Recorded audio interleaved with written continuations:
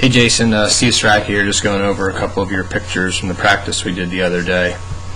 And I started them both at the top of the swing. So over here on the left side of the page, I was explaining to you how your right wrist wasn't bent enough at the top. And I was also explaining to you how the left wrist was not palmar flexed or bowed enough at the top, and how that had the face angle too open. And I also did a little bit of explanation to show you that there was a little bit of problem in your grip at the setup, which contributed to some of this problem, but mostly was how you were bending your wrists going back. So I started to explain to you on the backswing how you needed to bend your right wrist more and how to palmar flex the left wrist more to start closing the face more to the path at the top of the swing to begin drawing the ball and getting the contact a little bit better. So we did some practice, and then here's the before coming down. So you'll see when you come down how open the face is coming down, how there's not quite enough right wrist bend and the left wrist isn't palmar flexed enough. So here's the downstroke over here on the right. Put it down a little bit more. So you can already start to see that clearly. You can see how open the face is on the left, and you can see how much more closed the face is to the path over here on the right to start beginning to construct your draw.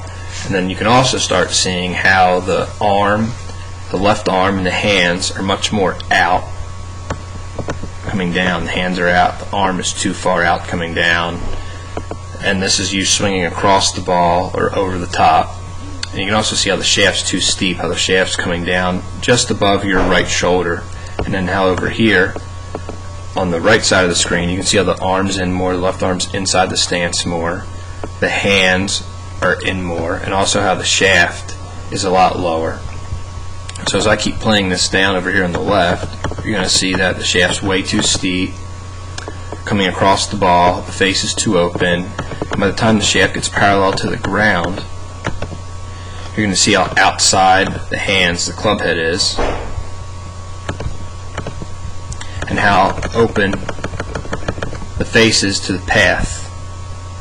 And also you're starting to see that the right wrist is becoming too flat, it's not bent enough, and this was your attempt in trying to square the face. So as you were trying to square the face, you were trying to roll and release it, and as you were doing that, that was making you swing more across the ball and was also making your low point too far behind the ball. So as you were trying to square the face up by unhinging the wrist and rolling it, that was enhancing your problems even more of making the path go more to the left. Then over here on the downswing, I kept telling you to keep your right wrist bent more and longer, and to keep the left wrist flatter longer, or keep bowing it. So now when the shaft here is parallel to the ground, you can see how the club head is inside your hands, how that's making the path go a little bit more to the right coming down, and also by you having more right wrist bend and the left wrist more palmar flex, you're closing the face more as opposed to the left side of the screen, and that's allowing you to start drawing the ball. So you have the path more to the right and the face more close to that path, and that's by you having more right wrist bend and more palmar flexion in the left wrist. And I was also explaining to you about how by not releasing and unhinging your wrist, that's actually making your path go more to the right, as opposed to on the left when you were rolling and releasing, that was making your path go more to the left when you were trying to make it go to the right. So now as we come down, you see how the sweet spot is way outside the ball, and how the path of the swing is going to start going to the left. And also sometimes you would top or shank because of this. Then as we keep playing this one down, you see how the sweet spot is inside the ball more, and how the face is not nearly as open, and also how there's a little bit more bend, needs more, in the right wrist, right here, than over here on the left. There's not enough bend in the right wrist.